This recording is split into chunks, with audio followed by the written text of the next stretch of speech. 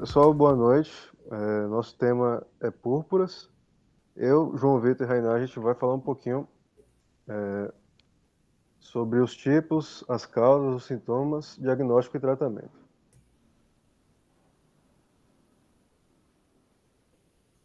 Bom, as púrpuras são defeitos, surgem a partir do defeito da hemostasia primária. São distúrbios justamente naquele processo que leva à formação do tampão plaquetário, né? Pode passar, por favor. Bom, e o que de fato é púrpura? As meninas começaram falando sobre petequias e equimoses. As púrpuras, elas se manifestam a partir dessas manchas, desses sangramentos, que vão desde petequias e equimoses até sangramentos gengivais, porque a púrpura ela acontece tanto o sangramento que é possível ver através da pele, mas também nas mucosas, por exemplo, na gengiva, na mucosa nasal, no trato gastrointestinal e até mesmo ocorre hematúria e menorragia, né, que é uma menstruação intensa. Bom, e, e o que pode causar essa condição, né, as púrpuras? Defeitos no funcionamento das plaquetas, que podem ser congênitos ou adquiridos, que vão resultar em alteração do tempo de sangramento e também alterações nas contagens de plaqueta. Pode ser que aconteça que a contagem de plaquetas seja normal, próxima do normal, mas também há condições em que as plaquetas são destruídas e aí o que se observa são trombocitopenias. Bom, então as púrpuras elas podem ser divididas, né, em problemas com as plaquetas e problemas com os vasos. No que se refere às plaquetas, existem as púrpuras trombocitopênicas, que é justamente a diminuição do número de plaquetas, que pode ser pela falta de produção, problemas na produção, ou um consumo aumentado.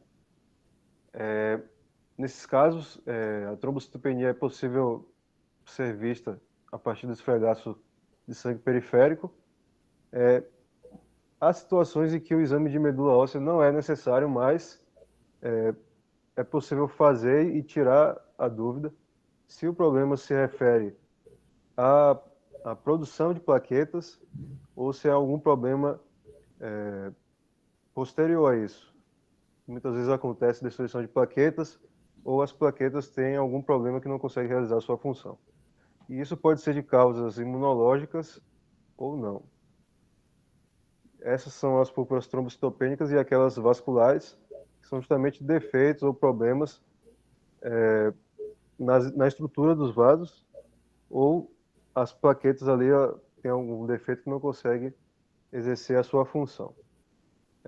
Nesse caso, situações como vasculite, má formação dos vasos, hemangiomas, telangiectasias ou doenças do colágeno causam ali fragilidade nos vasos e ocorre aquele tipo de sangramento que é possível ver nas manifestações de púrpura. Bom, a gente vai começar falando sobre as púrpuras vasculares, e a primeira é a púrpura simples, que é um distúrbio benigno comum, caracterizado por suscetibilidade a equimoses e ocorre normalmente em mulheres jovens e sadias, principalmente em idade fértil. Tem também a púrpura da senilidade, que é causada por atrofia dos tecidos de suporte dos vasos sanguíneos cutâneos e é caracteristicamente observada na face dorsal dos antebraços e das mãos. Tem-se também a púrpura associada a infecções, normalmente são infecções bacterianas, virais ou rickettsiais. Ela decorre de um dano vascular causado pelo agente etiológico ou pela formação de imunocomplexos. Alguns exemplos são sarampo, a dengue e a septicemia por meningococo.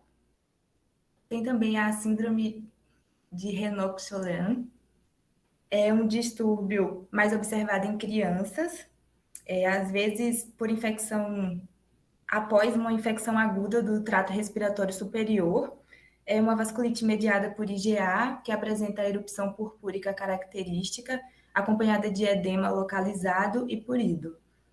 Normalmente, ela aparece mais nas nádegas e nas superfícies extensoras dos membros inferiores e dos cotovelos. É uma doença autolimitada, porém, alguns pacientes podem desenvolver insuficiência renal. Na primeira imagem é um caso mais grave, numa criança de 6 anos, já tem umas bolhas bem grandes, e na imagem ao lado é o início, né? Que ainda não são formadas bolhas, apenas manchinhas na pele. Bom, tem também a púrpura do uso de esteroides, que é justamente ela está associada a um tratamento a longo prazo com esteroides e é causada por um defeito no tecido vascular. E por último, o escorbuto, onde na deficiência da vitamina C, o colágeno defeituoso ele pode causar petequias perifoliculares, equimoses e hemorragia das mucosas. Bom, no diagnóstico dessas púrpuras vasculares, é importante ressaltar que esses pacientes eles não possuem alteração da hemostasia que justifique o sangramento, então ocorre uma investigação laboratorial normal, a não ser em casos de prova do laço positiva. E algumas doenças sistêmicas acompanham essas lesões purpúricas em seu quadro clínico geral, como o lúpus eritematoso sistêmico, a poliartrite nodosa, a artrite reumatoide, entre outras. Já no tratamento, os ácidos tranexâmicos e o aminocaproico, eles são fármacos antifibrinolíticos úteis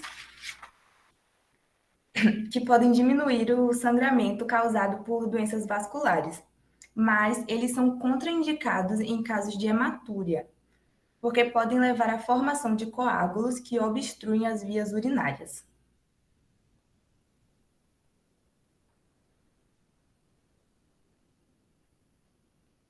Bom, seguindo, né, além das púrpuras vasculares, existem as púrpuras trombocitopênicas, que a manifestação mais evidente assim, além das manchas de sangramento na pele, é justamente a alteração da contagem de plaquetas. E existem dois tipos importantes de púrpuras causadas pela diminuição da contagem de plaquetas. Uma delas é a púrpura trombocitopênica imunológica, que, como o nome já sugere, tem origem imunológica, e a púrpura trombocitopênica trombótica. Pode passar. A primeira, né, é muito evidente a destruição de plaquetas, então isso causa a trombocitopenia. E na segunda, o que acontece não é a destruição de plaquetas, mas o consumo dessas plaquetas. Essas plaquetas que deveriam estar circulando livremente para fazer o seu papel na hemostasia, estão sendo, entre aspas, recrutadas para algum lugar, que Rainan vai explicar melhor. Então a gente segue agora explicando sobre a púrpura trombocitopênica imunológica. Bom, esse tipo de púrpura ele é caracterizado pela produção de autoanticorpos contra proteínas da membrana plaquetária, como, por exemplo, a glicoproteína complexo, né, 2B, 3A, 1B e 9 e 1A, 2A. Como esses autoanticorpos são direcionados a proteínas de membrana da plaqueta, eles acabam levando a uma diminuição da sobrevida das plaquetas, que, em geral, vai de 9 a 10 dias até poucas horas. E esse tipo de púrpura trombocitopênica é dividido em 3 tipos conhecidos. Uma delas é a púrpura clássica, autoimune clássica, aguda, que geralmente acontece. A primeira acontece geralmente em pessoas com 30 a 40 anos e tem um início insidioso, assim, surge justamente nessa fase da vida e as manifestações acontecem do nada. A segunda, a aguda, acontece geralmente em crianças e muitas vezes após infecções bacterianas ou vacinação, por exemplo, contra a varicela. Ela comete principalmente os membros inferiores. E a segunda, ela se parece muito com a clássica e geralmente associada a outras doenças, como, por exemplo, HIV, hepatite C. Pode passar.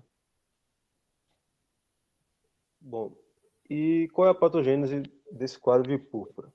Eu já tinha adiantado, né, que são autoanticorpos antiplaquetas e, em geral, esses autoanticorpos são IgG. E o que acontece? Esses autoanticorpos vão lá, se direcionam às glicoproteínas plaquetárias e os macrófagos, principalmente no baço, os macrófagos do sistema retículo endotelial, eles fazem a remoção dessas plaquetas. Alguns estudos mostram a relação dessa doença com polimorfismos em antígenos plaquetários do sistema HPA. Em pacientes com púrpura trombocitopênica imune, o tipo HPA2A é bem encontrado. E aqui ao lado a gente vê, lá no topo, a ação da trombopoetina, estimulando a maturação dos megacariócitos, a divisão, né, em plaquetas. E aí essas plaquetas ganham a corrente sanguínea, vão lá e deveriam fazer seu papel, porém, existem ali linfócitos B que ficam principalmente no baço. Esses linfócitos B, eles produzem autoanticorpos contra as glicoproteínas na membrana das plaquetas, e aí essas são removidas pelos macrófagos também lá no baço.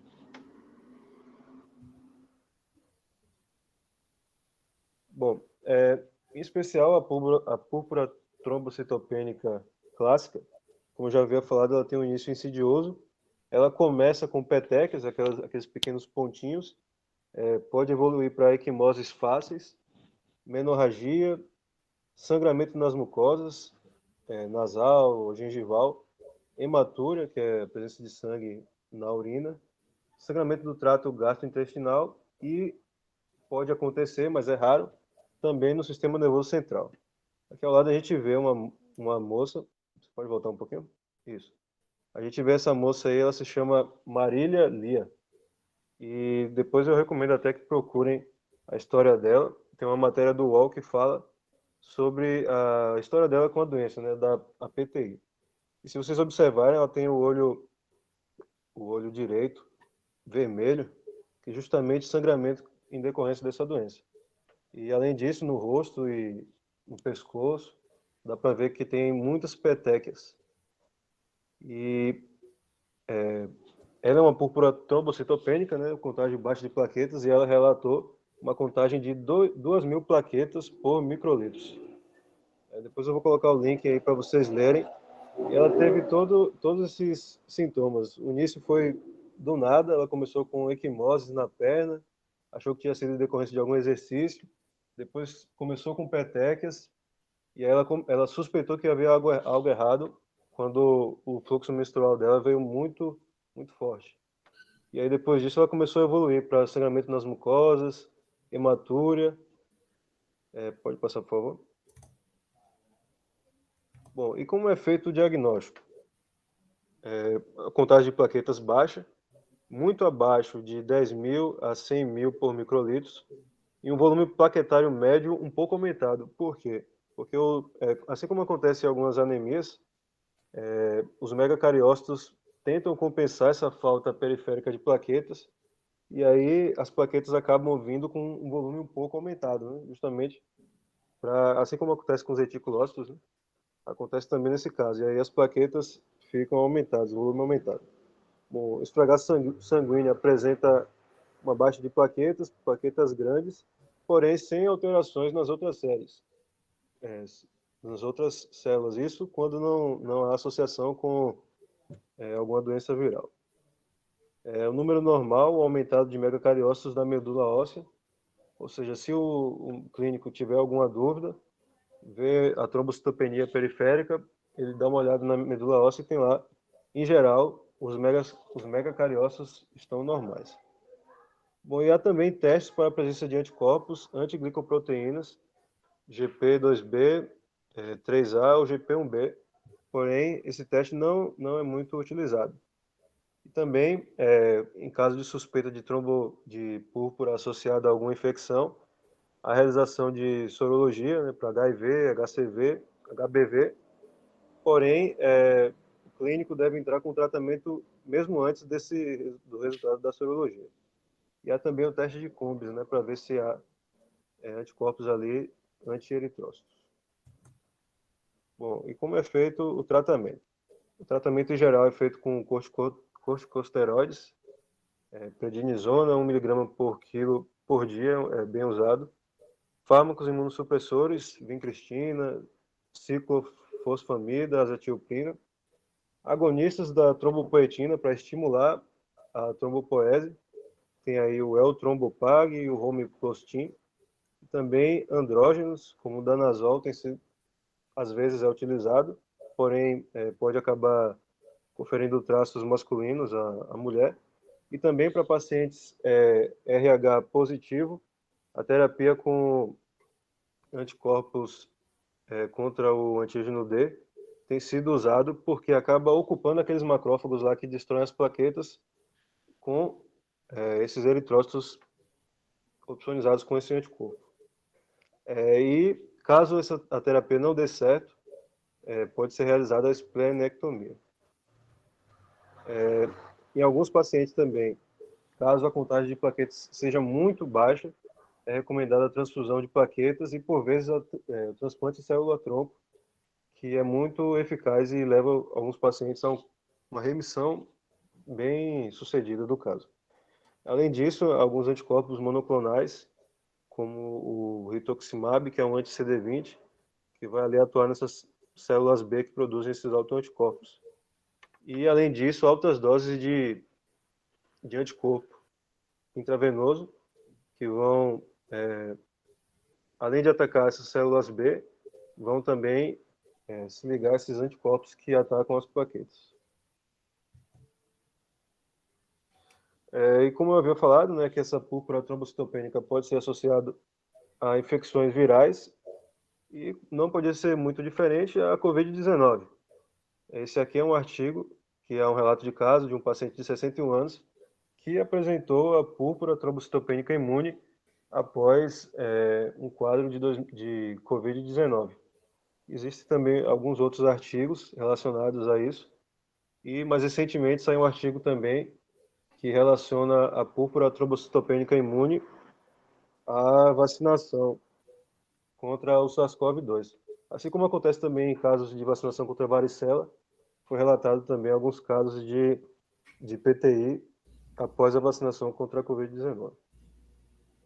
E esse artigo ele sugere que esse tipo de ocorrência se deve à intensa atividade do sistema imune em produzir anticorpos, e aí, por um mimetismo molecular, acaba sintetizando um anticorpo contra algum antígeno ali do vírus, que acaba reagindo cruzadamente com as glicoproteínas plasmáticas. Bom, agora falando sobre a púrpura trombocitopênica trombótica, eu vou falar dela e junto vou falar sobre a síndrome hemolítica urêmica, porque ambas são caracterizadas pela presença de microangiopatia trombótica, então elas têm muitas coisas em comum, mas elas apresentam algumas diferenças fisiopatológicas que eu vou pontuar. Na PTT, ela ocorre de duas formas, né, que é a forma hereditária ou familiar e a forma adquirida. Na forma hereditária, já foram identificadas mais de 50 mutações da Adantes 13, que é uma protease que, neste caso, ela vai apresentar deficiente. Já na forma adquirida, ela decorre do desenvolvimento de um autoanticorpo IgG inibidor. Essa produção desse autoanticorpo, ela pode ser estimulada por infecções, por doenças autoimunes do tecido conectivo, alguns fármacos também, transplante de células-tronco e até cirurgia cardíaca. Bom, a patogênese dessa doença, ela ocorre, a primeira coisa que precisa ter em mente é a células multiméricas que são produzidas no... Só colocar um pontinho aqui, peraí.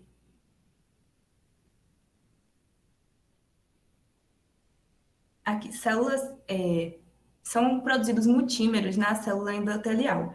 E esses multímeros, eles migram para a microcirculação né, em uma pessoa normal. E na microcirculação, existe essa protease que eu citei, que é a Dantes 13, e ela cliva esses multímeros, porque eles têm um peso molecular muito grande. Então, ela cliva, tornando eles uma molécula mais leve. Numa pessoa que apresenta a PTT adquirida, como eu falei anteriormente, é produzido esse autoanticorpo que se liga a essa protease e bloqueia a clivagem desses multímeros. Então, eles ficam na microcirculação com o peso molecular grande. E na PTT familiar ou hereditária, essa protease ela nem aparece, ela está ausente ou defeituosa. E aí, em ambos os casos, o que acontece é que as plaquetas elas se ligam a esses multímeros e formam uma agregação plaquetária.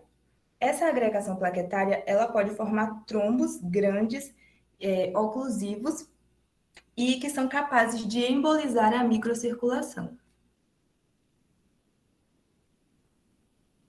Bom, os sintomas, essa doença ela é tradicionalmente descrita como um quinteto de sintomas, onde aparece a trombocitopenia, a anemia hemolítica microangiopática, alterações neurológicas, insuficiência renal e febre.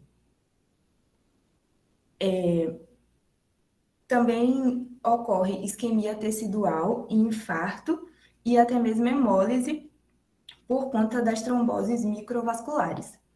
Na primeira imagem tem ali um esfregaço de sangue periférico, né? E está destacando os exócitos.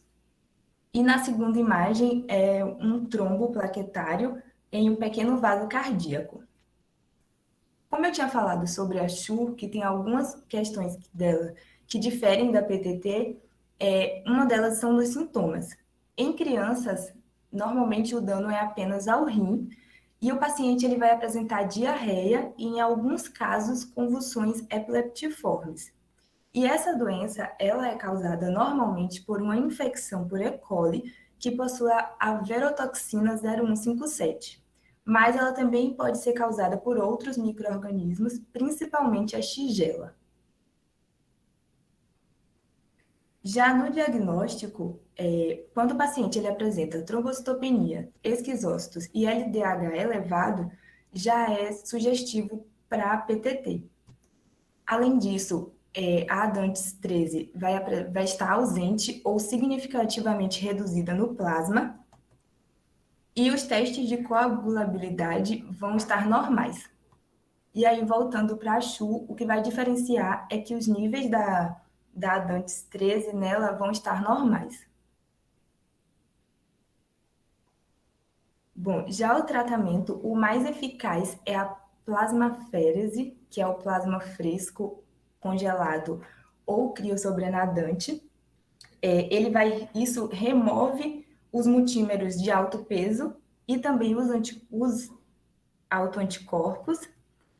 Em alguns casos, junto com a plasmaférese, é administrado o rituximab, que é o anti-CD20, e também, em outros casos, são administrados corticosteroides, vincristina, IG4 e imunossupressores como a azatioprina e ciclofosfamida. Quando quando são casos de constante recidiva da doença, a sugestão é que seja feita uma esplenectomia.